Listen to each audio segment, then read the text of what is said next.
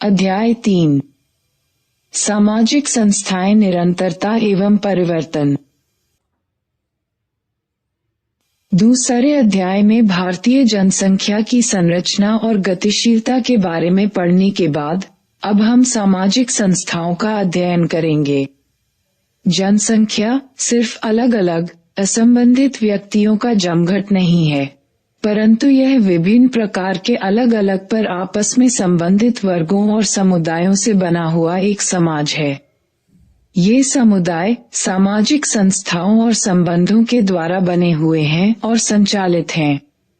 इस अध्याय में हम भारतीय समाज की 3 प्रमुख संस्थाओं को विस्तार में पढ़ेंगे, नामक जाति, जनजाति एवं परिवार। 3.1 जाति एवं जाति व्यवस्था।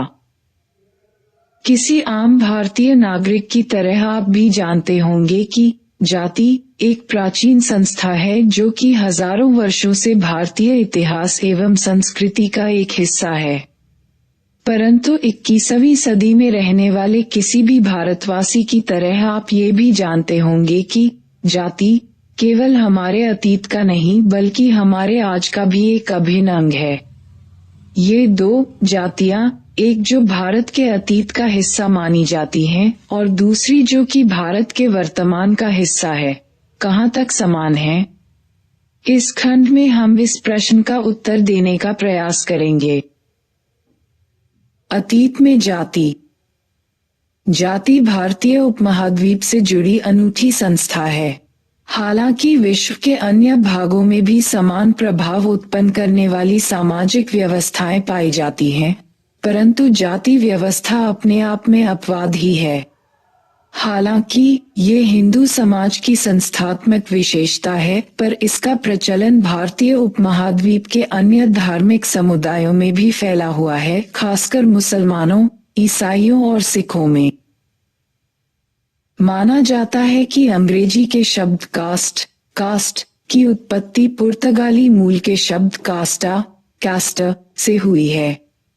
पुर्तगाली कास्टा का अर्थ है विशुद्ध नस्ल। अंग्रेजी शब्द कास्ट का अर्थ एक विस्तृत संस्थागत व्यवस्था से है, जिसे भारतीय भाषाओं में प्राचीन संस्कृत भाषा से प्रारंभ करते हुए 2 विभिन्न शब्दों वर्ण और जाति के अर्थ में उपयोग किया जाता है।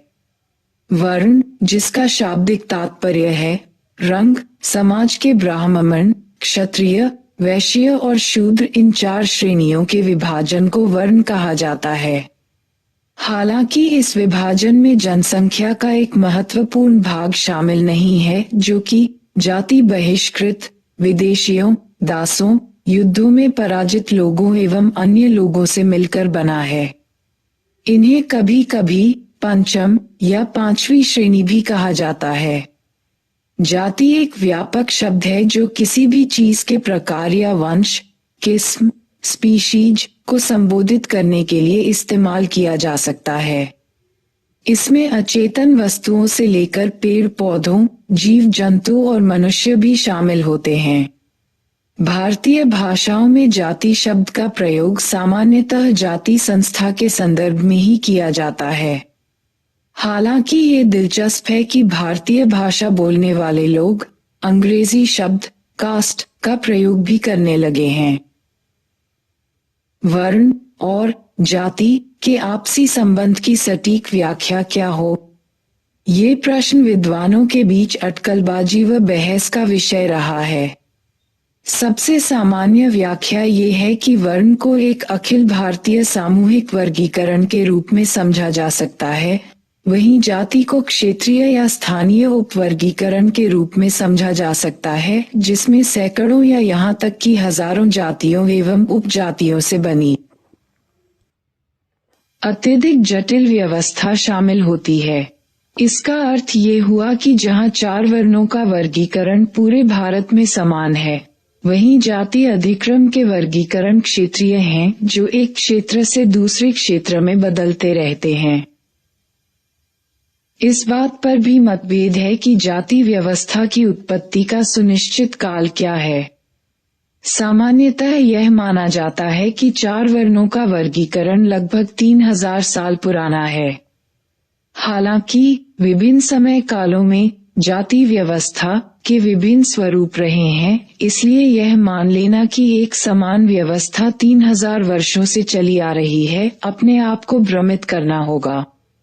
अपने प्रारंभिक काल, वैदिक काल 900-500 ईपू के बीच में जाति व्यवस्था वास्तव में वर्ण व्यवस्था ही थी और इसके केवल 4 विभाजन थे। यह विभाजन बहुत विस्तृत या बहुत कठोर नहीं थे और यह जन्म से निर्धारित नहीं होते थे। इन वर्गों के बीच स्थान परिवर्तन संभव ही नहीं बल्कि सामान्य भी था। अतः उत्तर वैदिक काल में ही जाति एक कठोर संस्था बनी जिससे हम जाति की प्रसिद्ध परिभाषाओं द्वारा परिचित हैं। जाति की सबसे सामान्य निर्धारित विशेषताएं निम्न हैं। 1. जाति जन्म से निर्धारित होती है। एक बच्चा अपने माता पिता की जाति में ही जन्म लेता है। जाति कभी चुनाव का विषय नहीं होती। हम अपनी जाति को कभी भी बदल नहीं सकते, छोड़ नहीं सकते, या हम इस बात का चुनाव नहीं कर सकते कि हमें जाति में शामिल होना है या नहीं। हालांकि ऐसे उदाहरण हैं जहां एक व्यक्ति को उसकी जाति से निकाला भी जा सकता है। 2. जाति की सदस्यता के साथ विवाह संबंधी कठोर नियम शामिल होते हैं।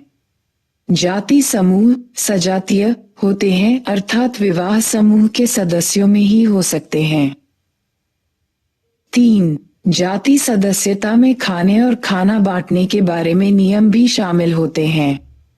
किस प्रकार का खाना खा सकते हैं और किस प्रकार का नहीं, यह निर्धारित है, और किसके साथ खाना बांटकर खाया जा सकता है ये भी निर्धारित होता है। 4. जाति में श्रेणी एवं परिस्थिति के एक अधिक्रम में संयोजित अनेक जातियों की एक व्यवस्था शामिल होती है। सैद्धांतिक तौर पर हर व्यक्ति की एक जाति होती है और हर जाति का सभी जातियों के अधिक्रम में एक निर्धारित स्थान होता है। जहां अनेक जातियों की अधिक्रमित स्थिति, विशेषकर मध्यक्रम की श्रेणियों में, एक क्षेत्र से दूसरे क्षेत्र में बदल सकती है, पर अधिक्रम हमेशा पाया जाता है। 5. जातियों में आपसी उपविभाजन भी होता है, अर्थात जातियों में हमेशा उपजातियां होती हैं और कभी-कभी उपजातियों में भी उप-उपजातियां होती हैं। इसे खंडात्मक संगठन, सेगमेंटल ऑर्गेनाइजेशन कहते हैं। 6. पारंपरिक तौर पर जातियां व्यवसाय से जुड़ी होती थीं। एक जाति में जन्म लेने वाला व्यक्ति उस जाति से जुड़े व्यवसाय को ही अपना सकता था, अतः वह व्यवसाय वंशानुगत थे, अर्थात यह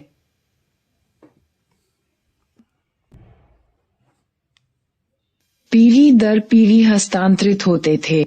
दूसरी ओर एक विशेष व्यवसाय को किसी जाति से जुड़े होने की वजह से उसी जाति के लोग अपना सकते थे, किसी दूसरी जातियों के सदस्य वह काम नहीं कर सकते थे। यह विशिष्टताएं निर्धारित नियम हैं जो प्राचीन धर्म ग्रंथों में पाए जाते हैं।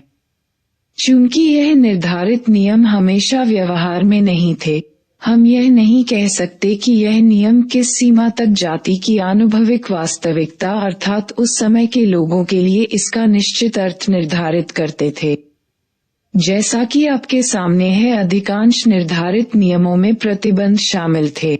ऐतिहासिक सूत्रों से ये भी साफ तौर पर साबित होता है कि जाति एक बहुत असमान संस्था थी। जहां कुछ जातियों को तो इस व्यवस्था से बहुत लाभ रहा, वहीं अन्य जातियों को इसकी वजह से अधीनता एवं कभी भी न समाप्त होने वाले श्रम का जीवन जीने का दंड भुगतना पड़ा।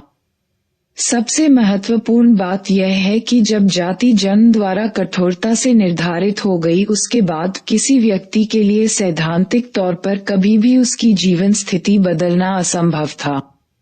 चाहे उच्च जाति के लोग उच्च स्तर के लायक हों या न हों, उनका स्तर हमेशा उच्च ही रहता था, जबकि निम्न जाति के लोगों का स्तर हमेशा निम्न रहता था। सैद्धांतिक तौर पर जाति व्यवस्था को सिद्धांतों के दो समुच्चयों के मिश्रण के रूप में समझा जा सकता है, एक भिन्नता और अलगाव पर आधारित है और दूसरा संपूर्णता और अधिक्रम पर। हर जाति से यह अपेक्षित है कि वह दूसरी जाति से भिन्न हो और इसलिए वह प्रत्येक अन्य जाति से कठोरता से पृथक होती है। अतः जाति के अधिकांश धर्मग्रंथ सम्मत नियमों की रूपरेखा जातियों को मिश्रित होने से बचाने के अनुसार बनाई गई है। इन नियमों में शादी, खान पान एवं सामाजिक अंतःक्रिया से लेकर व्यवसाय तक के नियम शामिल हैं। वहीं दूसरी ओर इन विभिन्न एवं पृथक जातियों का कोई व्यक्तिगत अस्तित्व नहीं है, वे एक बड़ी संपूर्णता से संबंधित होकर ही अपना अस्तित्व बनाए रख सकती है। समाज की संपूर्णता में सभी जातियां शामिल होती हैं। इससे भी आगे ये सामाजिक संपूर्णता या व्यवस्था समानतावादी व्यवस्था होने की बजाय अधिक्रमित व्यवस्था है। प्रत्येक जाति का समाज में एक विशिष्ट स्थान होने के साथ साथ एक क्रम श्रेणी भी होती है। एक सीढ़ीनुमा व्यवस्था जो ऊपर से नीचे जाती है, में प्रत्येक जाति का एक विशिष्ट स्थान होता है। धार्मिक या कर्मकांडीय दृष्टि से जाति की अधिक्रमित व्यवस्था शुद्धता, शुचिता और अशुचिता के बीच के अंतर पर आधारित होती है। यह विभाजन जिसे हम पवित्र के करीब मानने में विश्वास रखते हैं, अतः कर्मकांड की शुद्धता के लक्ष्यार्थ उसके और जिसे हम पवित्र से परे मानते हैं या उसके विपरीत मानते हैं, अतः वह कर्मकांड के लिए प्रदूषित होता है, के बीच हैं। वह जातियां जिन्हें कर्मकांड की दृष्टि से शुद्ध माना जाता है, उनका स्थान उच्च होता है और जिनको कम शुद्ध या अशुद्ध माना जाता है, उन्हें निम्न स्थान दिया जाता है। जैसा कि हर समाज में होता है, सामाजिक स्तर से भौतिक शक्ति अर्थात आर्थिक या सैन्य शक्ति नजदीकी से जुड़ी होती है, अतः जिनके पास शक्ति होती है उनकी स्थिति उच्च होती है और जिनके पास शक्ति नहीं होती उनकी स्थिति निम्न होती है। इतिहासकारों का मानना है कि जो लोग युद्धों में पराजित हुए थे उन्हें अक्सर निम्न जाति की स्थिति मिली। अंत में ये भी कहा जा सकता है कि जातियां एक दूसरे से सिर्फ कर्मकांड की दृष्टि से ही असमान नहीं हैं। उनसे ये भी अपेक्षित है कि वे एक दूसरे की सहयोगी होंगी एवं उनमें आपस में प्रतिस्पर्धा नहीं होगी। दूसरे शब्दों में, प्रत्येक जाति का व्यवस्था में अपना स्थान तय है और वो स्थान किसी भी अन्य जाति को नहीं दिया जा सकता। चूंकि जाति व्यवसाय से भी जुड़ी हुई है, अतः व्यवस्था श्रम के सामाजिक विभाजन के अनुरूप कार्य करती है, परंतु सैद्धांतिक तौर पर यह किसी भी प्रकार की परिवर्तनशीलता की अनुमति नहीं देती है। यह अचंभे की बात नहीं है कि अतीत के बारे में हमारे ज्ञान के स्रोत, मुख्यतः प्राचीन काल के बारे में, अपर्याप्त हैं। ये तय कर पाना मुश्किल है कि उस समय परिदृश्य कैसा था या किन कारणों से कुछ संस्थाओं या व्यवहारों की स्थापना हुई थी। परंतु अगर हमें इस बारे में पूरी जानकारी होती तो भी उससे हमें यह नहीं पता चल सकता कि आज हमें क्या करना चाहिए।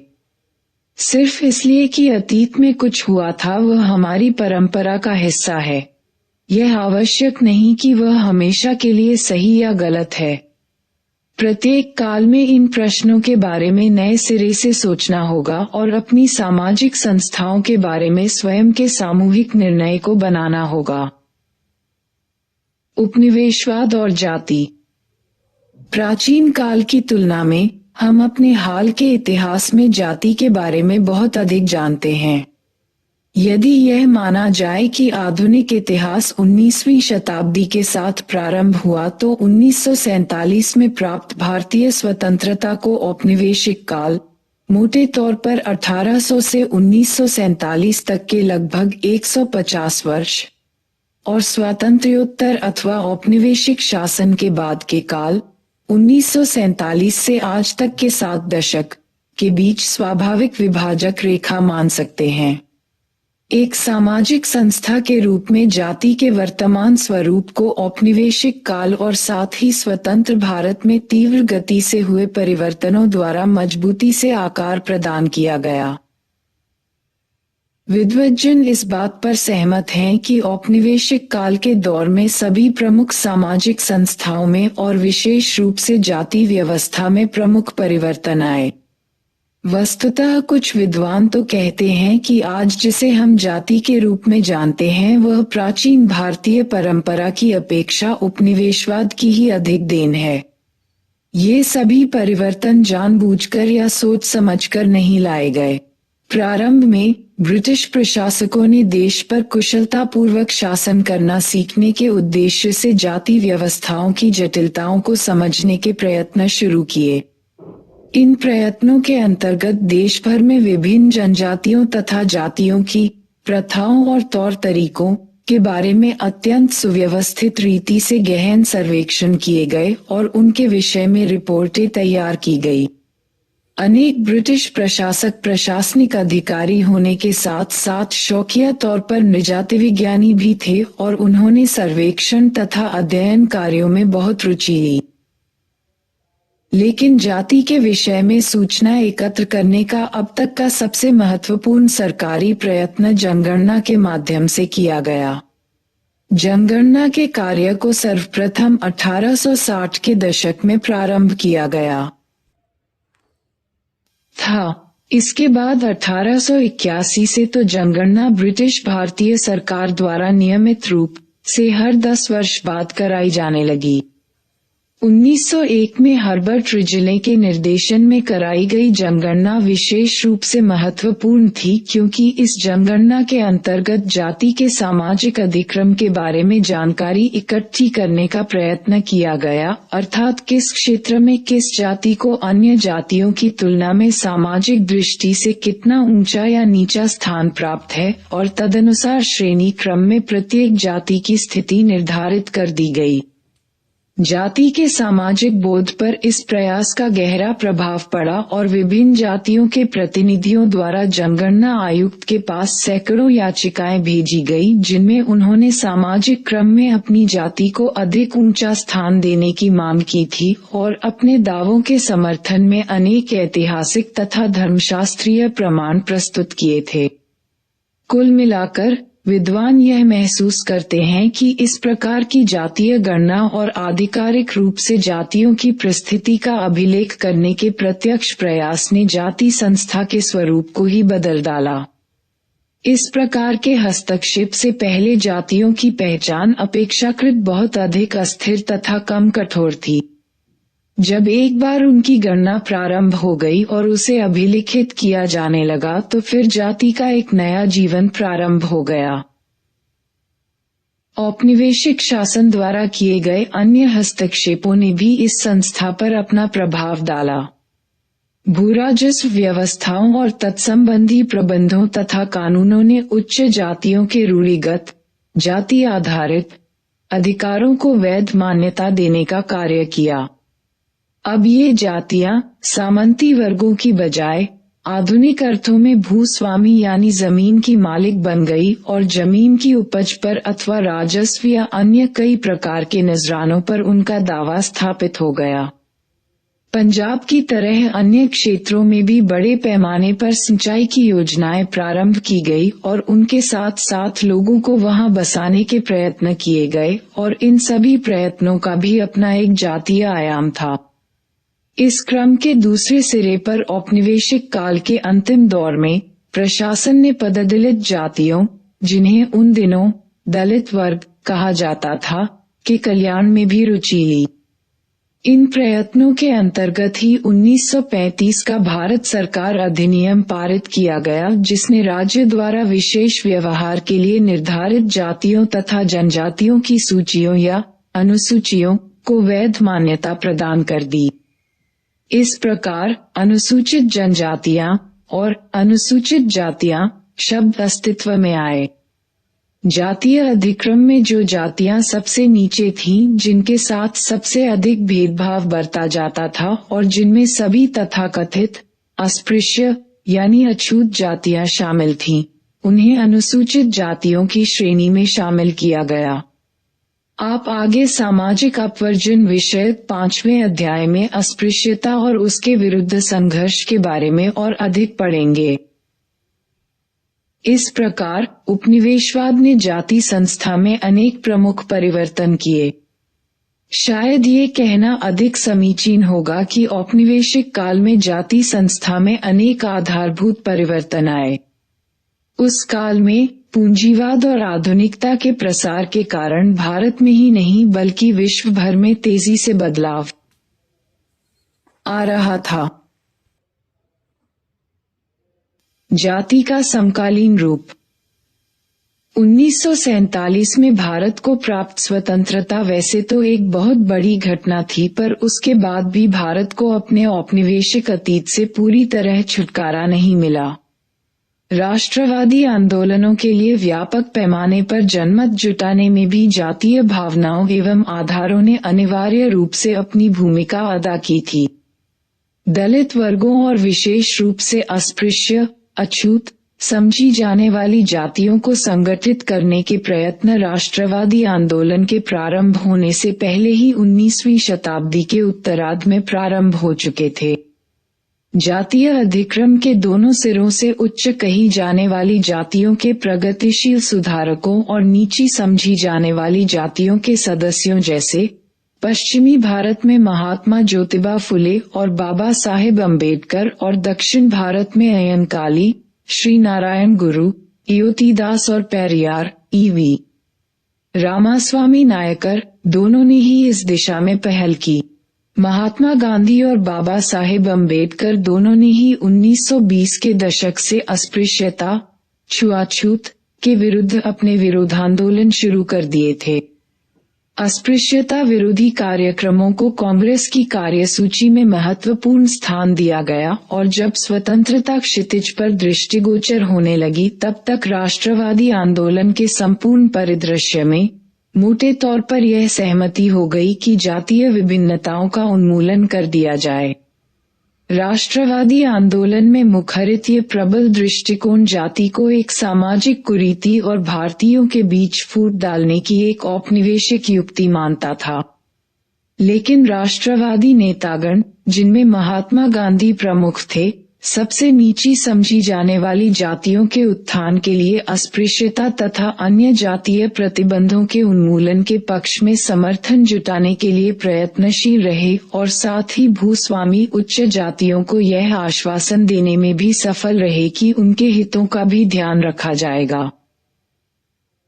स्वातंत्र्योत्तर भारतीय राज्य को ये अंतर्विरोध विरासत में मिले जो बाद में प्रतिबिंबित होते रहे।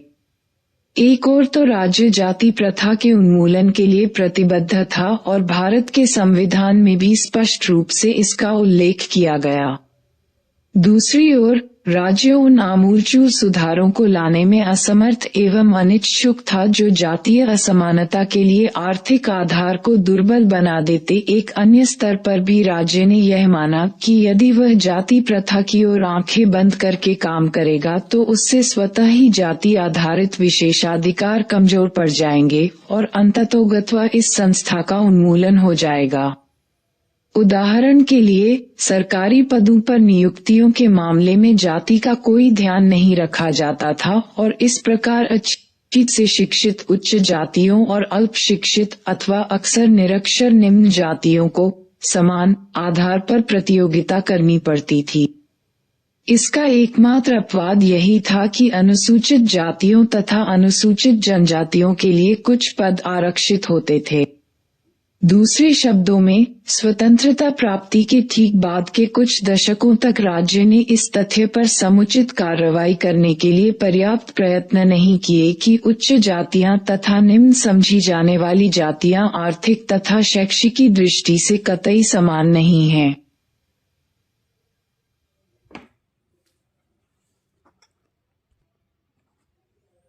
राज्य के विकास संबंधी कार्यकलाप और निजी उद्योग की समृद्धि ने भी आर्थिक परिवर्तन में तीव्रता और गहनता लाकर अप्रत्यक्ष रूप से जाति संस्था को प्रभावित किया।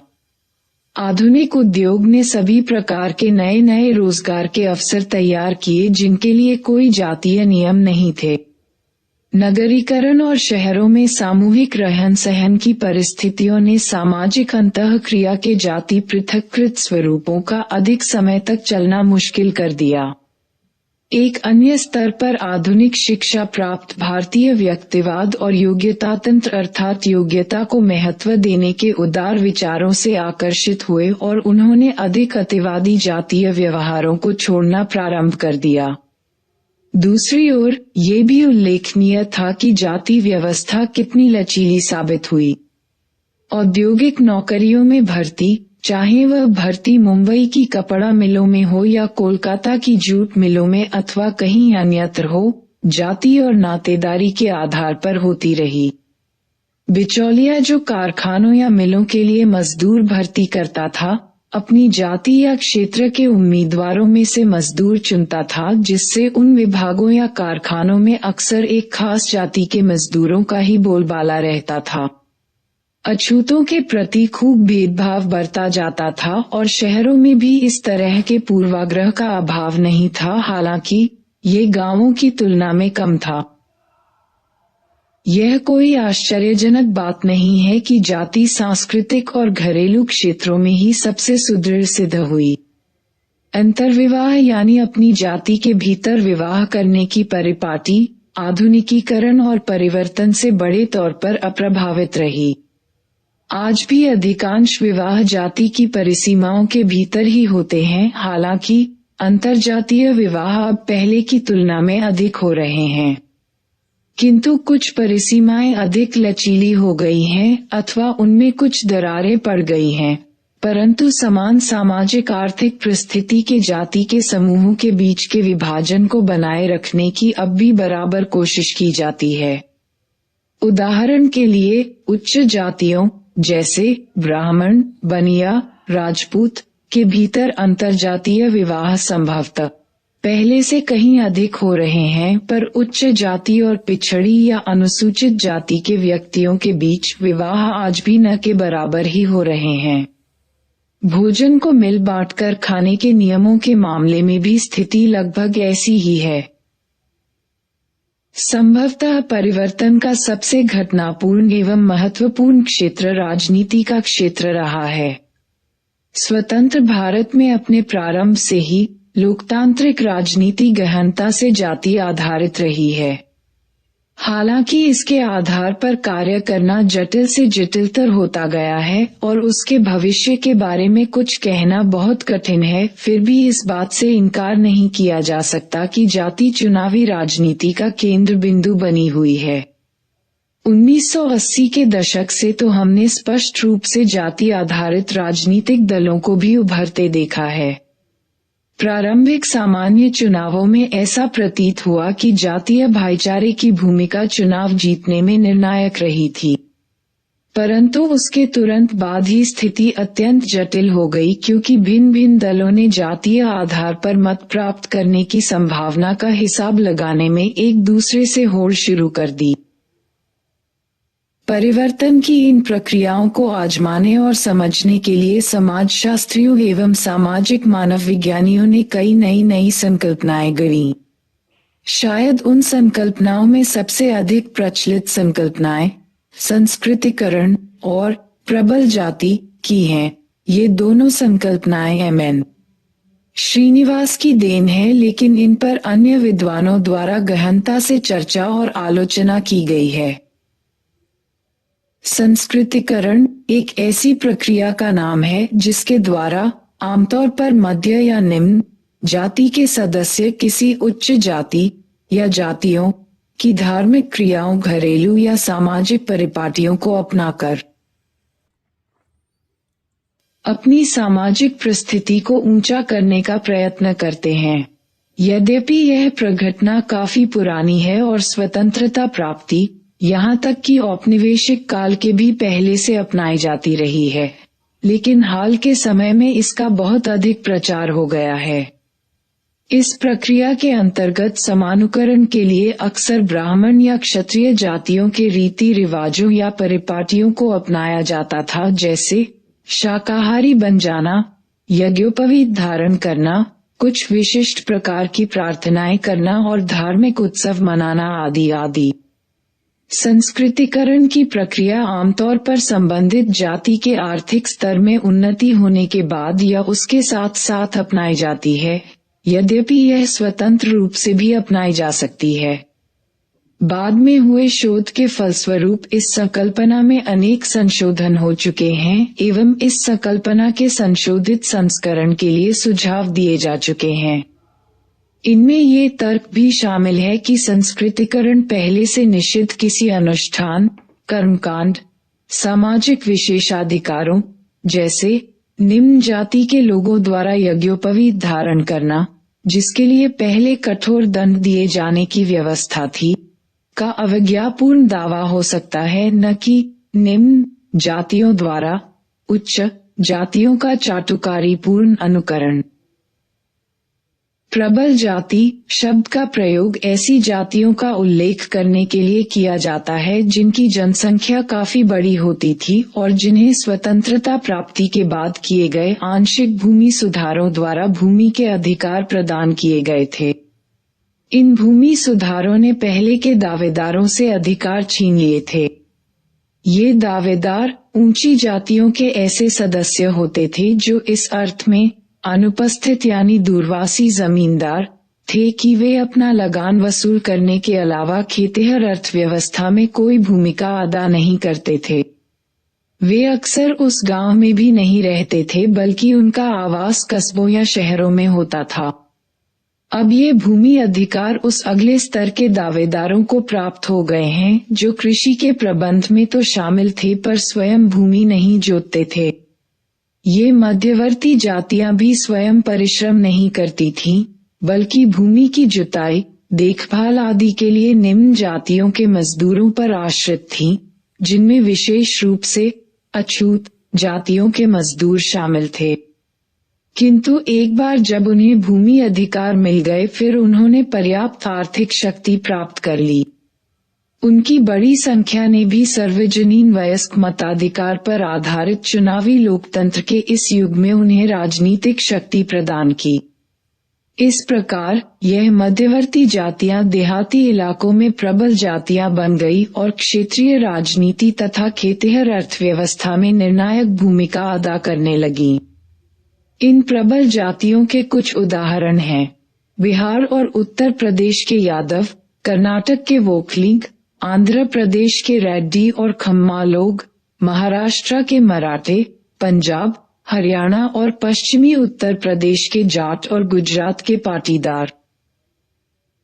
समकालीन दौर में जाति व्यवस्था में हुए अत्यंत महत्वपूर्ण फिर भी विरोधाभासी परिवर्तनों में से एक परिवर्तन यह है कि अब जाति व्यवस्था उच्च जातियों, नगरीय मध्यम और उच्च वर्गों के लिए अदृश्य होती जा रही है। इन समूहों के लिए जो स्वातंत्र्योत्तर काल की विकासात्मक नीतियों से सर्वाधिक लाभान्वित हुए हैं, जातीयता का महत्व सचमुच कम हो गया प्रतीत होता है, क्योंकि अब इसका कार्य भलीभांति संपन्न हो चुका है। इन समूहों की जातीय परिस्थिति यह सुनिश्चित करने के लिए निर्णायक रही है कि इन समूहों को तीव्र विकास द्वारा प्रदत्त अवसरों का पूरा लाभ उठाने के लिए आवश्यक आर्थिक तथा शैक्षिकी संसाधन उपलब्ध हों। खासतौर पर ऊंची जातियों के संभ्रांत लोग आर्थिक सहायता प्राप्त सार्वजनिक शिक्षा, विशेष रूप से विज्ञान, प्रौद्योगिकी, आयुर्विज्ञान तथा प्रबंधन में व्यावसायिक शिक्षा से लाभान्वित होने में सफल हुए।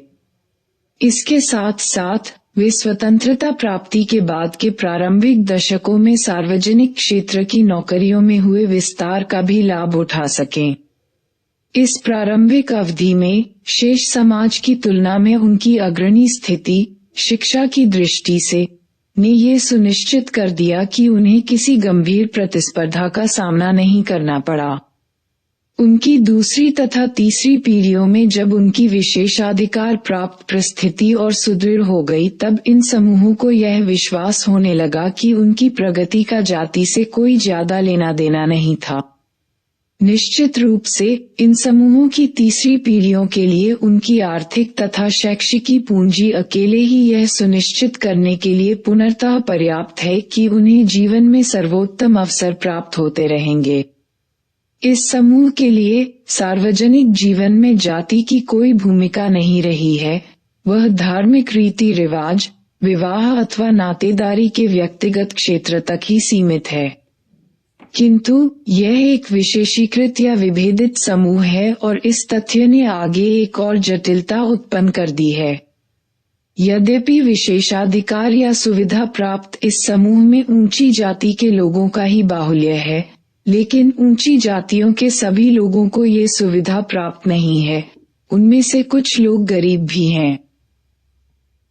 जहाँ तक तथाकथित अनुसूचित जातियों और जनजातियों तथा पिछड़े वर्गों का संबंध है, उनके लिए तो उपर्युक्त से विपरीत स्थिति ही घटित हुई है। उनके लिए जाति और अधिक दिखने वाली हो गई। निस्संदेह उनकी जाति ने उनकी पहचान के अन्य सभी आयामों को ग्रस लिया है, क्योंकि उन्हें विरासत में कोई शैक्षिकी और सामाजिक पूंजी नहीं मिली है और उन्हें पहले से संस्थापित उच्च जाति समूह के साथ प्रतिस्पर्धा में उतरना पड़ रहा है। इसलिए वे अपनी जातीय पहचान को नहीं छोड़ सकते, क्योंकि यह उनकी बहुत थोड़ी सी सामूहिक परिसंपत्तियों में से एक है। इसके आगे वे अभी भी विभिन्न प्रकार के भेदभाव के शिकार हैं।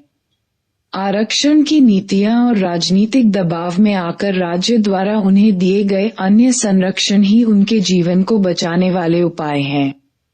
परंतु इन जीवन रक्षक साधनों का उपयोग करना ही उनकी जाति को सर्वाधिक महत्वपूर्ण बना देता है और अक्सर यही उनकी पहचान का वह पक्ष होता है जिसे दुनिया मान्यता देती है। इस प्रकार जाति रहित प्रतीत होने वाला उच्च जातीय समूह और प्रत्यक्ष रूप से जाति परिभाषित निम्न जातीय समूह, इन दोनों समूहों का सन्निकट होना, पास पास होना ही आज की जाति संस्था का एक केंद्रीय पक्ष है। 3.2 जनजातीय समुदाय।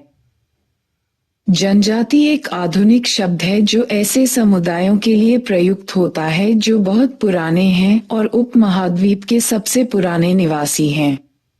भारत में जनजातियों की परिभाषा नकारात्मक शब्दों में अर्थात वे क्या नहीं हैं ये बताकर की जाती है। जनजातियां ऐसे समुदाय थे जो किसी लिखित धर्मव्रत के अनुसार किसी धर्म का पालन नहीं करते थे। उनका कोई सामान्य प्रकार का राज्य या राजनीतिक संगठन नहीं था। उनके समुदाय कठोर रूप में वर्गों में नहीं बटे हुए थे और सबसे महत्वपूर्ण बात ये थी कि उनमें जाति जैसी कोई व्यवस्था नहीं थी।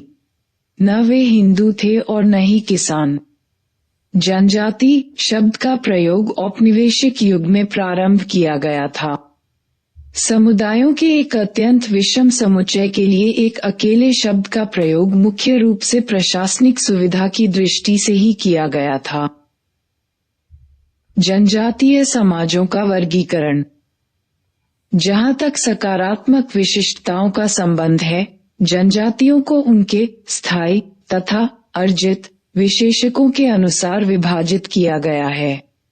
स्थायी विशेषकों या लक्षणों में क्षेत्र, भाषा, शारीरिक विशिष्टताएं और पारिस्थितिक आवास शामिल हैं। स्थायी विशेषक। भारत की जनजातीय जनसंख्या व्यापक रूप से बिखरी हुई है, लेकिन कुछ क्षेत्रों में उनकी आबादी काफी घनी है। जनजातीय जनसंख्या का लगभग 85% भाग मध्य भारत में रहता है, जो पश्चिम में गुजरात तथा राजस्थान से लेकर पूर्व में पश्चिम बंगाल और उड़ीसा तक फैला हुआ है और जिसके हृदय स्थल मध्य भाग में मध्य प्रदेश, झारखंड, छत्तीसगढ़ और महाराष्ट्र तथा आंध्र प्रदेश के कुछ भाग स्थित हैं। जनजातीय जनसंख्या के शेष 15% में से 11% से अधिक पूर्वोत्तर राज्यों में और बाकी के 3% से थोड़े से अधिक शेष भारत में रहते हैं। यदि हम राज्य की जनसंख्या में जनजातियों के हिस्से पर दृष्टिपात करें तो पाएंगे कि पूर्वोत्तर राज्यों में इनकी आबादी सबसे घनी है। वहां असम को छोड़कर सभी राज्यों में उनका घनत्व 30% से अधिक है और अरुणाचल प्रदेश, मेघालय, मिजोरम और नागालैंड जैसे कुछ राज्यों में तो जनजातीय आबादी 60% से अधिक और 95% तक है। किंतु देश के शेष भागों में जनजातीय जनसंख्या बहुत छोटी है, यानी उड़ीसा और मध्य प्रदेश को छोड़कर शेष सभी राज्यों में 12% से कम है। इनके पारिस्थितिक आवासों में पहाड़ियां, वन, ग्रामीण मैदान और नगरीय औद्योगिक इलाके शामिल हैं। भाषा की दृष्टि से जनजातियों को 4 श्रेणियों में विभाजित किया गया है। इनमें से 2 श्रेणियों अर्थात भारतीय, आर्य और द्रविड़ परिवार की भाषाएं शेष भारतीय जनसंख्या द्वारा भी बोली जाती हैं और जनजातियों में से लगभग 1% लोग ही भारतीय आर्य परिवार की भाषाएं और लगभग 3% लोग द्रविड़ परिवार की भाषाएं बोलते हैं। 2 अन्य भाषा समूह ऑस्ट्रिक और तिब्बती बर्मी प्राथमिक रूप से जनजातीय लोगों द्वारा बोले जाते हैं, जिनमें से ऑस्ट्रिक परिवार की भाषाएं पूर्ण रूप से जनजातीय लोगों द्वारा और तिब्बती बर्मी परिवार की भाषाएं 80% से अधिक जनजातियों द्वारा बोली जाती हैं। शारीरिक प्रजातीय दृष्टि से जनजातियों का नीग्रिटो, ऑस्ट्रेलॉयड, मंगोलॉयड, द्रविड़ और आर्य श्रेणियों में वर्गीकरण किया गया है। भारत की जनसंख्या का शेष भाग भी द्रविड़ और आर्य श्रेणियों के अंतर्गत आता है। जनसंख्या के आकार की दृष्टि से जनजातियों में बहुत अधिक अंतर पाया जाता है। सबसे बड़ी जनजाति की जनसंख्या लगभग 70 लाख है, जबकि सबसे छोटी जनजाति यानी अंडमान द्वीपवासियों की जनसंख्या शायद 100 व्यक्तियों से भी कम है। सबसे बड़ी जनजातियां गोंड, भील, संथाल, ओरांव, मीना, बोडो और मुंडा हैं। इनमें से सभी की जनसंख्या कम से कम 10 लाख है। जनजातियों की कुल जनसंख्या 2001 की जनगणना के अनुसार भारत की समस्त जनसंख्या का लगभग 8.2% या लगभग 8.4 करोड़ व्यक्ति हैं। 2011 की जनगणना के अनुसार जनजातियां भारत की कुल जनसंख्या का 8.6% है, अथवा लगभग 104 मिलियन जनजातीय लोग इस देश में निवास करते हैं। अर्जित विशेषक। अर्जित विशेषकों पर आधारित वर्गीकरण 2 मुख्य कसौटियों आजीविका के साधन और हिंदू समाज में उनके समावेश की सीमा अथवा दोनों के सम्मिश्रण पर आधारित है। आजीविका के आधार पर जनजातियों को मछुआ, खाद्य संग्राहक और आखेटक, शिकारी, झूम खेती करने वाले, कृषक और बागान तथा औद्योगिक कामगारों की श्रेणियों में बांटा जा सकता है। लेकिन अकादमिक समाजशास्त्र और राजनीति तथा सार्वजनिक मामलों में अपनाए जाने वाले सबसे प्रभावी वर्गीकरण इस बात पर आधारित हैं कि हिंदू समाज में अमुक जनजाति को कहां तक आत्मसात किया गया है। इस आत्मसातीकरण को जनजातियों के दृष्टिकोण से अथवा, जैसा कि अक्सर होता है, प्रबल हिंदू मुख्यधारा के दृष्टिकोण से देखा जा सकता है। जनजातियों के दृष्टिकोण से आत्मसातीकरण की सीमा के अलावा हिंदू समाज के प्रति अभिवृत्ति, रुख भी एक बड़ी कसौटी है, क्योंकि जनजातियों की अभिवृत्तियों के बीच काफी अंतर होता है। कुछ जनजातियों का हिंदुत्व की ओर सकारात्मक झुकाव होता है, जबकि कुछ जनजातियां उसका प्रतिरोध या विरोध करती हैं। मुख्यधारा के दृष्टिकोण से जनजातियों को हिंदू समाज में मिली परिस्थिति की दृष्टि से भी देखा जा सकता है, जिसमें कुछ को तो ऊंचा स्थान दिया जाता है पर अधिकांश को आमतौर पर नीचा स्थान ही मिलता है। जनजाति एक संकल्पना की जीवनी। 1960 के दशक में विद्वानों के बीच इस प्रश्न को लेकर वाद विवाद होता रहा कि क्या जनजातियों को जाति आधारित हिंदू कृषक समाज के एक सिरे का विस्तार माना जाए अथवा वे पूर्ण रूप से एक भिन्न प्रकार का समुदाय है। जो विद्वान विस्तार के पक्ष में थे उनका कहना था कि जनजातियां जाति आधारित कृषक समाज से मौलिक रूप से भिन्न नहीं है, लेकिन उनमें स्तरीकरण बहुत कम हुआ है, अधिक्रम के स्तर कम है और संसाधनों के स्वामित्व के मामले में वे समुदाय आधारित अधिक और व्यक्ति आधारित कम है। किंतु उनके विरोधी पक्ष का कहना था कि जनजातियां जातियों से पूरी तरह भिन्न होती हैं क्योंकि उनमें धार्मिक या कर्मकांडीय दृष्टि से शुद्धता और अशुद्धता का भाव नहीं होता, जो कि जाति व्यवस्था का केंद्र बिंदु है। संक्षेप में, जनजाति और जाति के बीच के अंतर को दर्शाने वाला तर्क पवित्रता और अपवित्रता और अधिक्रमिक एकीकरण में विश्वास रखने वाली हिंदू जातियों और अपेक्षाकृत अधिक समतावादी और नातेदारी आधारित सामाजिक संगठन की रीतियों वाली जीववादी एनिमिस्ट जनजातियों के बीच माने गए सांस्कृतिक अंतर पर आधारित था। 1970 के दशक तक आते आते जनजाति की सभी प्रमुख परिभाषाएं दोषपूर्ण दिखाई देने लगीं। ये दर्शाया गया कि जनजाति और कृषक समुदाय के बीच किया गया अंतर सामान्य रूप से अपनाई गई कसौटियों आकार, पृथक्करण, धर्म और आजीविका के साधनों में से किसी भी कसौटी पर खरा नहीं उतरता। संथाल, गोंड और भील जैसी कुछ भारतीय जनजातियां बहुत बड़ी हैं और काफी विस्तृत क्षेत्र में फैली हुई हैं। मुंडा, हो जैसी कुछ अन्य जनजातियां काफी समय से एक स्थान पर बसकर खेती करने लगी हैं और यहाँ तक कि बिहार की बिरहोर जैसी शिकारी संग्राहक जनजातियों ने भी विशेष प्रकार के घर बसा लिए हैं, जहाँ रहकर वे टोकरियां बुनती हैं और तेल निकालने जैसे अन्य कार्य करती हैं। कुछ अनेक मामलों में ये भी इंगित किया गया है कि अन्य विकल्पों के अभाव में जातियों या गैर जनजातीय लोगों ने शिकार और संग्रहण का पेशा अपना लिया है। जाति और जनजाति के बीच के अंतरों पर जो चर्चा हुई, उसके साथ ही उन प्रक्रियाओं तथा उपायों के विषय में काफी बड़ा साहित्य तैयार किया गया, जिनके माध्यम से भिन्न भिन्न युगों में जनजातियों को हिंदू समाज में आत्मसात किया गया। ये प्रक्रियाएं थीं: संस्कृतिकरण, सवर्ण हिंदुओं द्वारा विजय के बाद विजितों को शूद्र वर्णों के अंतर्गत शामिल करना, प्रसंस्कृति ग्रहण, अकल्चरेशन और अन्य प्रक्रियाओं द्वारा।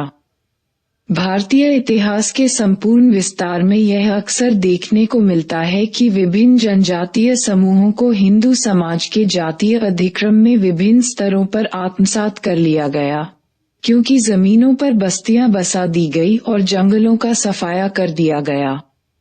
इसे या तो स्वाभाविक तथा समानांतर प्रक्रिया के रूप में देखा गया, जिसके द्वारा सभी समूहों का पंथों के रूप में हिंदुत्व में आत्मसात्मीकरण कर लिया गया, या इसे शोषणात्मक प्रक्रिया माना गया। मानव विज्ञानियों की प्रारंभिक शाखा के लेखकों ने मुख्यधारा में जनजातियों के समावेश के सांस्कृतिक पक्षों पर अधिक बल दिया, जबकि परवर्ती लेखकों ने सम्मिलित करने के शोषणात्मक तथा राजनीतिक स्वरूप पर अपना लेखन केंद्रित किया है।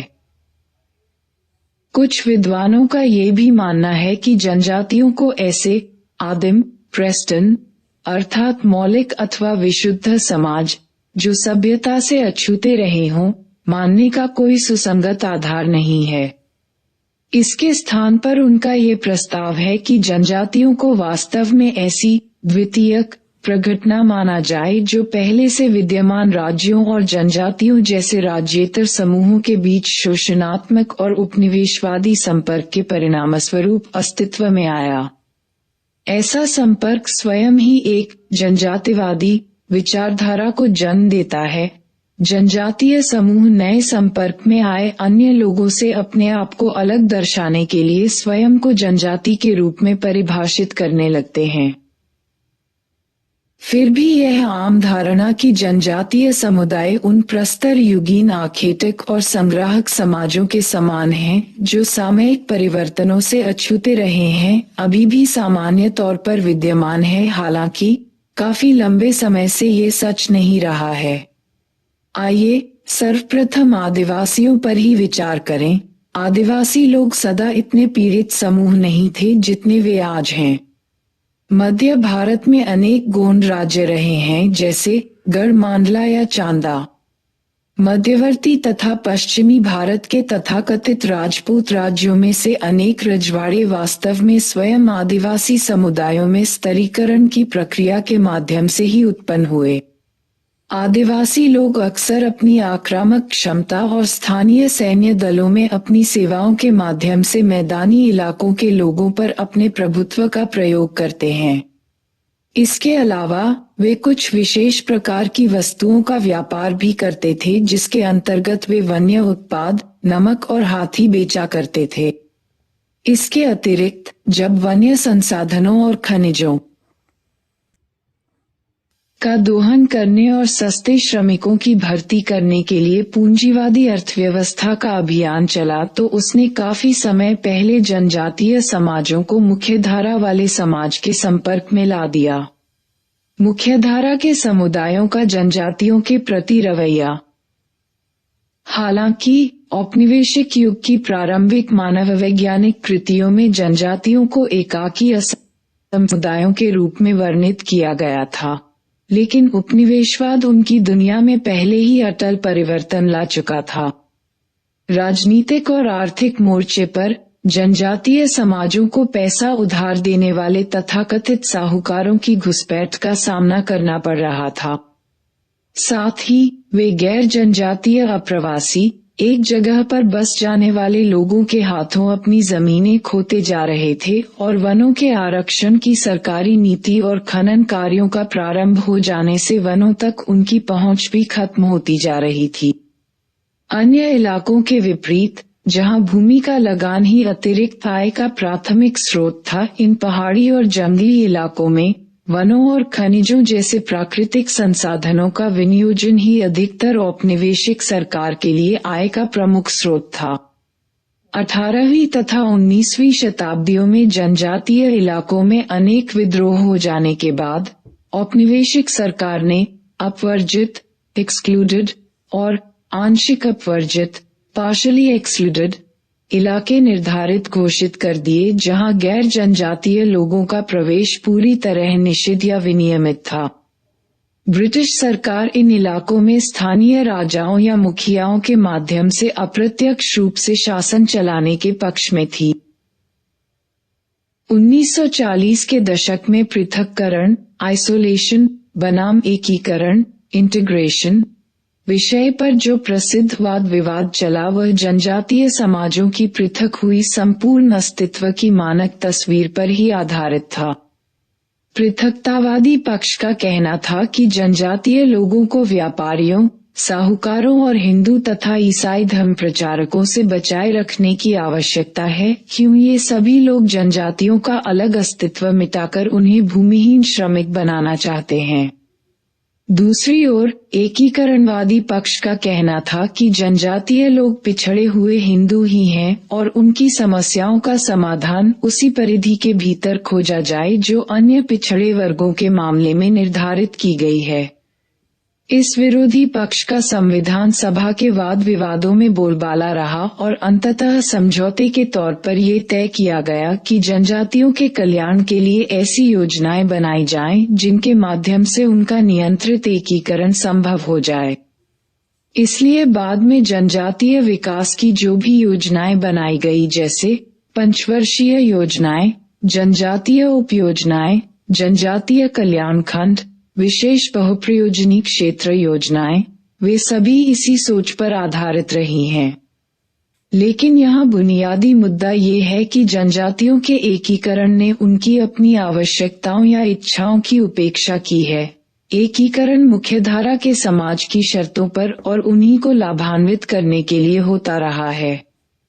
जनजातीय समाजों से उनकी जमीनें और वन छीन लिए गए हैं और विकास के नाम पर उनके समुदायों को छिन्न भिन्न कर दिया गया है। राष्ट्रीय विकास बनाम जनजातीय विकास। विकास की अनिवार्यताओं ने जनजातियों के प्रति राज्य के रुख या अभिवृत्तियों को शासित किया है और राज्य की नीतियों को आकार दिया है। राष्ट्रीय विकास के नाम पर विशेष रूप से नेहरू युग में बड़े बड़े बांध बनाए गए, कारखाने स्थापित किए गए और खानों की खुदाई शुरू की गई, क्योंकि जनजातीय इलाके देश के खनिज संपन्न और वनाच्छादित भागों में स्थित थे, इसलिए जनजातीय लोगों को शेष भारतीय समाज के विकास के लिए अनुपात से बहुत अधिक कीमत चुकानी पड़ी। इस प्रकार के विकास से जनजातियों की हानि की कीमत पर मुख्यधारा के लोग लाभान्वित हुए। खनिजों के दोहन और जल विद्युत संयंत्रों की स्थापना के लिए उपयुक्त स्थलों के उपयोग, जिनमें से अनेक स्थल जनजातीय इलाकों में स्थित थे, का एक आवश्यक उप उत्पाद ये था कि जनजातीय लोगों से उनकी जमीनें छीनने की प्रक्रिया शुरू हो गई। अधिकांश जनजातीय समुदाय वनों पर आश्रित थे, इसलिए वन छीन जाने से उन्हें भारी धक्का लगा। वनों का दोहन, कटाई तो सुव्यवस्थित रूप से ब्रिटिश काल में ही प्रारंभ हो गया था और वह प्रवृत्ति स्वतंत्रता प्राप्ति के बाद भी जारी रही। जमीनों पर निजी मालिकाना हक, स्वामित्व दिए जाने से भी जनजातीय लोगों पर प्रतिकूल प्रभाव पड़ा, क्योंकि उनके यहाँ समुदाय आधारित सामूहिक स्वामित्व की प्रथा थी और उसके स्थान पर नई व्यवस्था लागू किए जाने से उन्हें हानि उठानी पड़ी। इसका एक सबसे ताज़ा उदाहरण नर्मदा पर बनाए जा रहे बांधों की श्रृंखला है, जहां अधिकांश कीमत अर्थात जिन लोगों को इसकी वजह से हानि हुई है और लाभ असंगत अनुपात में विभिन्न समुदायों और क्षेत्रों को मिल रहे हैं। जनजातीय लोगों की घनी आबादी वाले अनेक क्षेत्रों और राज्यों को विकास के दबाव के कारण गैर जनजातीय लोगों के भारी संख्या में अप्रवास आकर बसने की समस्या से भी जूझना पड़ रहा है। इससे जनजातीय समुदायों के छिन्न भिन्न होने और दूसरी संस्कृतियों के हावी हो जाने का खतरा पैदा हो गया है। उदाहरण के लिए, झारखंड के औद्योगिक इलाकों में वहां की जनसंख्या में जनजातीय अनुपात कम हो गया है, लेकिन सबसे अधिक नाटकीय स्थिति संभवतः पूर्वोत्तर क्षेत्र में उत्पन्न हुई है। वहां त्रिपुरा जैसे राज्य की जनसंख्या में जनजातीय लोगों का अनुपात एक ही दशक में घटकर आधा रह गया, जिसके परिणामस्वरूप वे अल्पसंख्यक बन गए। अरुणाचल प्रदेश में भी ऐसा ही दबाव महसूस किया जा रहा है। समकालीन जनजातीय पहचान। मुख्यधारा की प्रक्रियाओं में जनजातीय समुदायों के बलात् समावेश का प्रभाव जनजातीय संस्कृति तथा समाज पर ही नहीं बल्कि उनकी अर्थव्यवस्था पर भी समान रूप से पड़ा है। आज जनजातीय पहचानें उन जनजातियों की आदिम, मौलिक विशिष्टताओं को जो कि सिर्फ जनजातियों की होती थी के बजाय इस अंतःक्रियात्मक प्रक्रिया से बन रही हैं।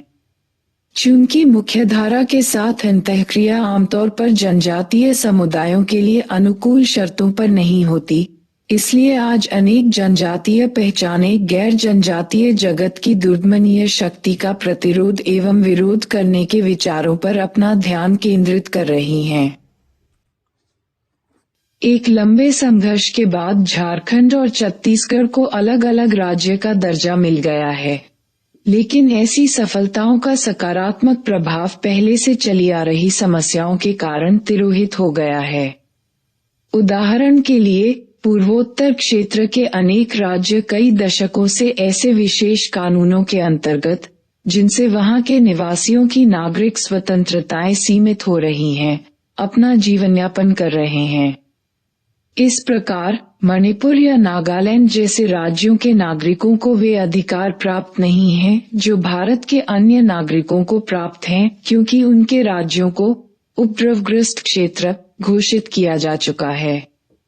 पहले सशस्त्र विद्रोह, फिर उनके दमन के लिए सरकार द्वारा उठाए गए कठोर कदम और फिर उनसे भड़के विद्रोहों के दुष्चक्र ने पूर्वोत्तर राज्यों की अर्थव्यवस्था, संस्कृति और समाज को भारी हानि पहुंचाई है।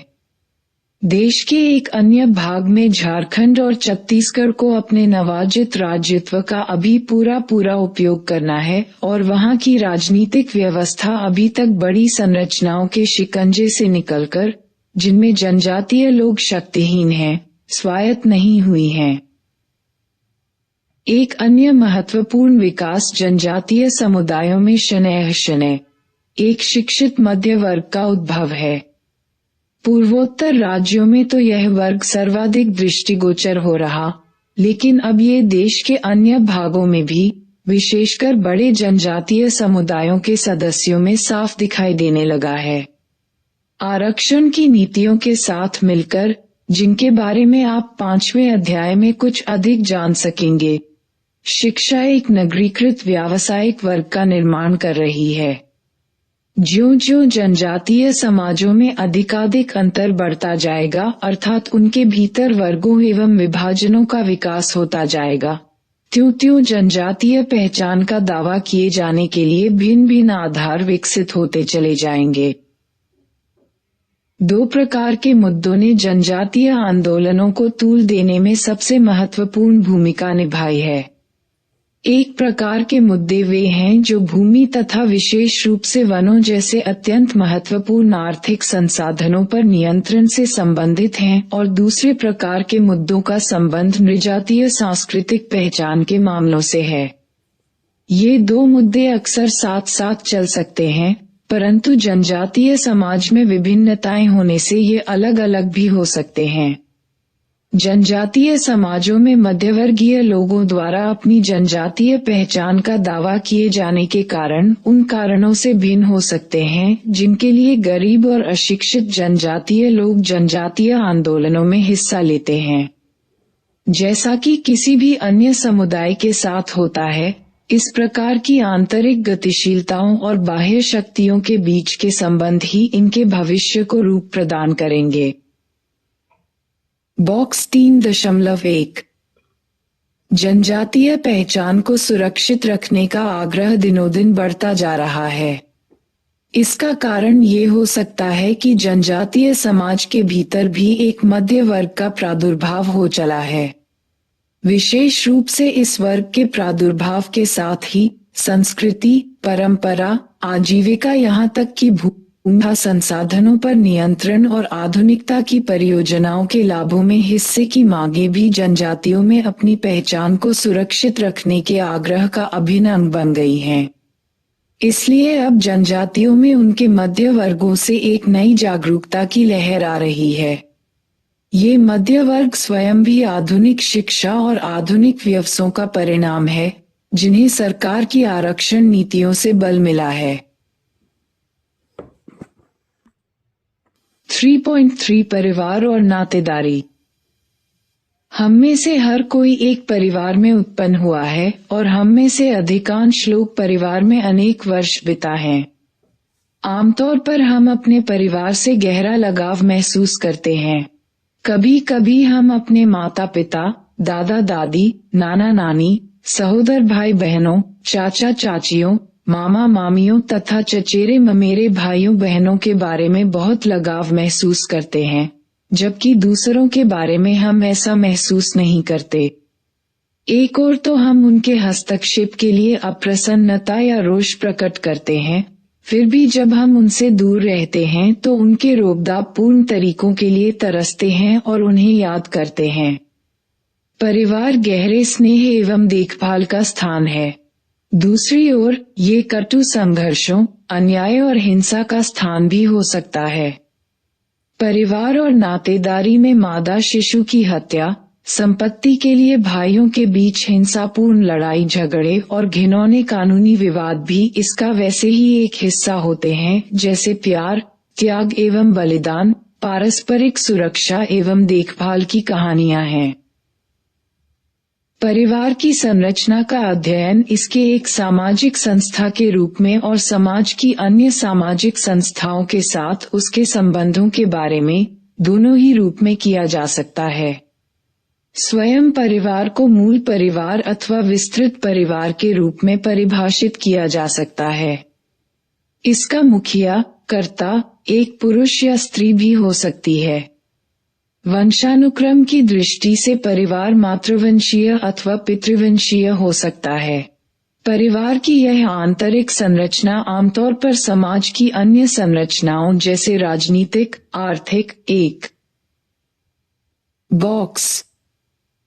प्रस्तुत अध्ययन मुल्तानी लोहार कही जाने वाली एक मुस्लिम बिरादरी से संबंधित है, कारखानेदार एक देशी भाषा का शब्द है जिसका प्रयोग एक ऐसे व्यक्ति के लिए किया जाता है जो ऐसे निर्माण व्यवसाय में संलग्न हो जिसका आमतौर पर वह खुद मालिक हो।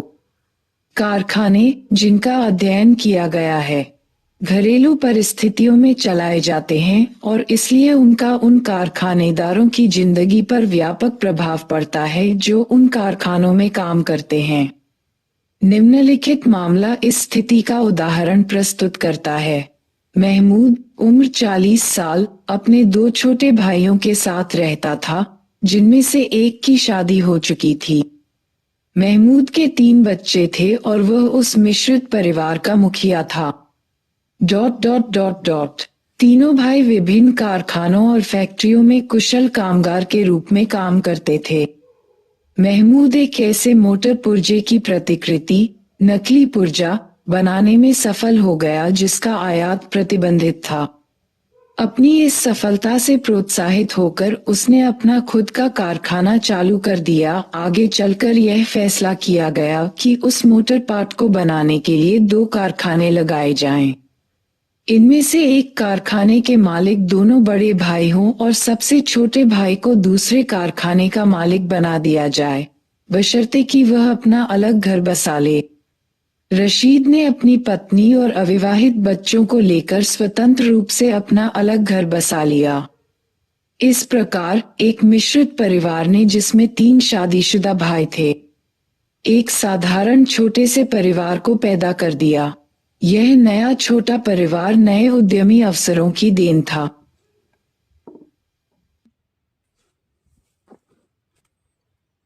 सांस्कृतिक आदि संरचनाओं से जुड़ी होती है। इस प्रकार हिमालयी क्षेत्र के गांवों से पुरुषों के प्रवसन से उस गांव में ऐसे परिवारों का अनुपात असामान्य रूप से बढ़ सकता है जिनकी मुखिया स्त्रियां हैं। या भारत के सॉफ्टवेयर उद्योग में कार्य कर रहे युवा माता पिता का कार्य समय ऐसा हो कि वे अपने बच्चों की देखभाल ठीक से न कर सकें, तो वहां दादा दादियों तथा नाना नानियों की संख्या बढ़ जाएगी, क्योंकि उन्हें ही वहां आकर बच्चों की देखभाल करनी होगी। इस प्रकार परिवार की संरचना अथवा उसके गठन में परिवर्तन हो जाता है और इन परिवर्तनों को समाज में होने वाले अन्य परिवर्तनों के संदर्भ में समझा जा सकता है।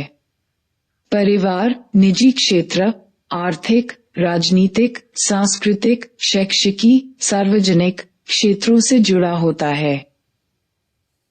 परिवार हमारे जीवन का एक अभिन्न अंग है। हमारे लिए इसका अस्तित्व स्वतः स्वीकृत है। हम ये भी मानकर चलते हैं कि अन्य लोगों के परिवार भी हमारे परिवार की तरह ही होंगे। परिवार के इस आयाम और अन्य आयामों पर भी 11वीं कक्षा की पाठ्य पुस्तक समाजशास्त्र परिचय के 3 अध्याय में चर्चा की जा चुकी है। तथापि हमने देखा है कि परिवारों की संरचनाएं भिन्न भिन्न होती है और यह बदलती भी रहती हैं। ये परिवर्तन कभी कभी तो आकस्मिक तौर पर होते रहते हैं जब कोई लड़ाई छिड़ जाती है अथवा लोग काम की तलाश में अन्यत्र जा बसते हैं। कभी कभी यह परिवर्तन किसी विशेष प्रयोजन के लिए किए जाते हैं, जैसे कि जब युवा लोग बुजुर्गों द्वारा उनके लिए जीवन साथी का चुनाव करने के बजाय स्वयं ही अपने जीवन साथी का चुनाव कर लेते हैं, अथवा जब समाज में समलैंगिक प्यार का खुले तौर पर इजहार किया जाता है। उपर्युक्त प्रकार के परिवर्तनों से यह स्पष्ट है कि परिवार की संरचनाओं में ही बदलाव नहीं आता, बल्कि सांस्कृतिक विचार, मानकों और मूल्यों में भी परिवर्तन होते हैं। किंतु इस प्रकार के परिवर्तन लाना आसान नहीं होता। इतिहास और आधुनिक काल की घटनाओं से पता चलता है कि अक्सर पारिवारिक और वैवाहिक प्रतिमानों में किए जाने वाले परिवर्तनों का घोर हिंसात्मक विरोध किया जाता है। इस संबंध में परिवार के भी कई आयाम होते हैं, किंतु भारत में परिवार विषयक चर्चाएं अक्सर मूल और विस्तृत परिवार के इर्द गिर्द घूमती रहती हैं। मूल एवं विस्तारित परिवार। मूल परिवार में माता पिता, दंपति, और उनके बच्चे ही शामिल होते हैं। विस्तृत परिवार, जिसे आमतौर पर संयुक्त परिवार कहा जाता है, के भिन्न भिन्न रूप हो सकते हैं, लेकिन उनमें एक से अधिक युगल दंपति होते हैं और अक्सर 2 से अधिक पीढ़ियों के लोग एक साथ रहते हैं। इसमें कई भाई भी हो सकते हैं जो अपने अपने परिवारों को लेकर संयुक्त परिवार के सदस्य के रूप में रहते हैं, या एक बुजुर्ग दंपति जो अपने बेटों, पोतों, उनके परिवारों के साथ रहते हों। विस्तृत परिवार अक्सर भारतीय होने का सूचक माना जाता है, लेकिन अब बल्कि पहले भी ये किसी भी अर्थ में परिवार का प्रमुख रूप नहीं रहा है।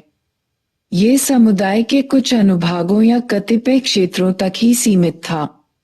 वास्तव में अंग्रेजी का जॉइंट फैमिली शब्द ही, जिसे हिंदी में संयुक्त परिवार कहा जाता है, देशज नहीं है। जैसा कि I.P.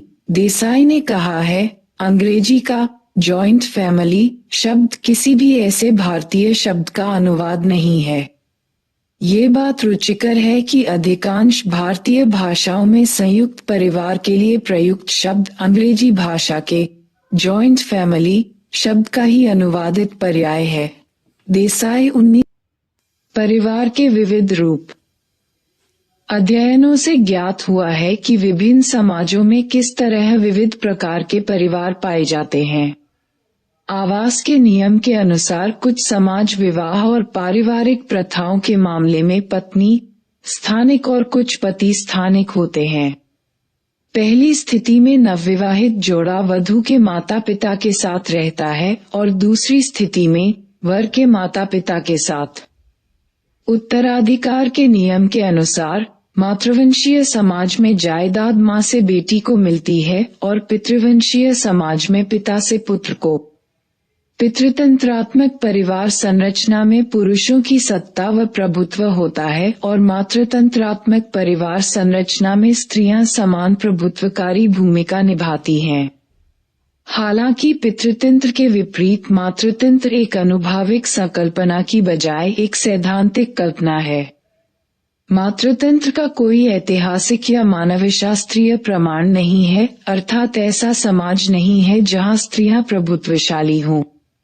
हालांकि मातृवंशीय समाज अवश्य पाए जाते हैं, अर्थात ऐसे समाज जहां स्त्रियां अपनी माताओं से उत्तराधिकार के रूप में जायदाद पाती हैं, परंतु उस पर उनका अधिकार नहीं होता और न ही सार्वजनिक क्षेत्र में उन्हें निर्णय लेने का कोई अधिकार होता है। बॉक्स 3.3 में दिया खासी मातृवंश का विवरण मातृवंश और मातृतंत्र के बीच के अंतर को स्पष्ट करेगा। यह विवरण मातृवंश द्वारा उत्पन्न उन संरचनात्मक तनावों के बारे में भी बताएगा जिससे समकालीन खासी समाज के पुरुष और स्त्रियां प्रभावित होते हैं। बॉक्स 3 मेघालय उत्तराधिकार अधिनियम। मेघालय विधानसभा, जिसके सभी सदस्य पुरुष ही थे, द्वारा पारित को 1986 में राष्ट्रपति से स्वीकृति मिली। अधिनियम विशेष तौर पर खासी और जैंतिया जनजाति पर लागू होता है और उस खासी या जैंतिया व्यक्ति पर मान्य है जो बुद्धि से सबल है और अल्पायु नहीं है। उस व्यक्ति को अपनी खुद की बनाई हुई जायदाद की वसीयत बनाने का अधिकार है। वसीयत बनाने की प्रथा खासियों में नहीं है। खासी प्रथा मातृवंशज के आधार पर जायदाद को अमुक स्त्री को सुपुर्द किए जाने की बात करती है। खासियों में विशेषत पढ़े लिखे खासियों को ऐसा प्रतीत होता है कि उनके संबंधों और उत्तराधिकार के नियम स्त्रियों के पक्ष में हैं और अपने आप में सीमित भी हैं। अतः यह अधिनियम खासी परंपरा में व्याप्त महिलाओं के पक्ष में किए गए पक्षपात को ठीक कर इस सीमितता को समाप्त करने का एक प्रयास है। ये परखने के लिए कि क्या ये प्रचलित बोधता जो खासी परंपरा में स्त्रियों के प्रति पक्षपात की बात करती है, सही है कि नहीं, यह जरूरी है कि खासी मातृवंशीय व्यवस्था को व्यवहारिक लिंग संबंधों और लिंग भूमिकाओं की परिभाषाओं के संदर्भ में देखा जाए।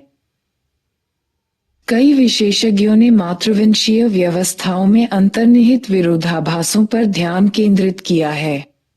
एक ऐसा विरोधाभास वंशानुक्रम की रेखा और उत्तराधिकार एवं नियंत्रण और सत्ता की संरचना के अलगाव से उत्पन्न होता है। पहला संदर्भ जो माँ और बेटी को जोड़ता है वह दूसरे संदर्भ के आ जाने से प्रतिद्वंद्विता की उत्पत्ति होती है, जो माँ के भाई को बहन के बेटे से जोड़ता है। दूसरे शब्दों में, एक स्त्री अपने माँ से जायदाद उत्तराधिकार में पाती है और आगे अपनी बेटी को देती है, जबकि एक पुरुष अपनी बहन की जायदाद पर नियंत्रण रखता है और वो नियंत्रण अपनी बहन के बेटे को देता है। इस तरह संपत्ति का कानूनी उत्तराधिकार तो माँ से बेटी को जाता है, पर व्यवहारिक रूप में यह अधिकार मामा से भांजे को जाता। खासी मातृवंश पुरुषों के लिए गहन भूमिका द्वंद्व की स्थिति उत्पन्न करता है। वो अपनी पत्नी और बच्चों एवं जन्म के घर की जिम्मेदारियों के बीच बंट जाते हैं। एक तरह से भूमिका द्वंद्व द्वारा उत्पन्न इस तनाव का असर खासी स्त्रियों पर बहुत ज्यादा पड़ता।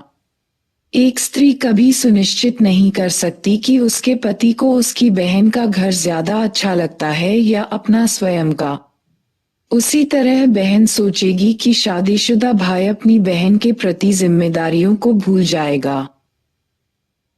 खासी मातृवंशीय व्यवस्था में उत्पन्न भूमिका द्वंद्व से पुरुषों की बजाय अंततः स्त्रियां ज्यादा गहन रूप से प्रभावित होती हैं, सिर्फ इसलिए नहीं क्योंकि पुरुष अधिकारों के स्वामी हैं और स्त्रियां इससे वंचित हैं, पर इसलिए भी क्योंकि समाज पुरुषों को नियम तोड़ने पर उन्हें कम सजा देता है या नजरअंदाज कर देता है। खासी समाज में स्त्रियों के पास सिर्फ नाम का अधिकार होता है, असली अधिकार पुरुषों के हाथ में होता है। हाँ, इतना जरूर है कि यह व्यवस्था पुरुष के मात्र नातेदार की तरफ झुकी हुई है, न कि पितृ नातेदार की तरफ। दूसरे शब्दों में, मातृवंश के बावजूद पुरुष ही खासी समाज में शक्ति के स्वामी हैं। सिर्फ एक अंतर है कि एक पुरुष के लिए उसकी माँ की तरफ के रिश्तेदारों का उसके पिता की तरफ के रिश्तेदारों से ज्यादा महत्व होता है।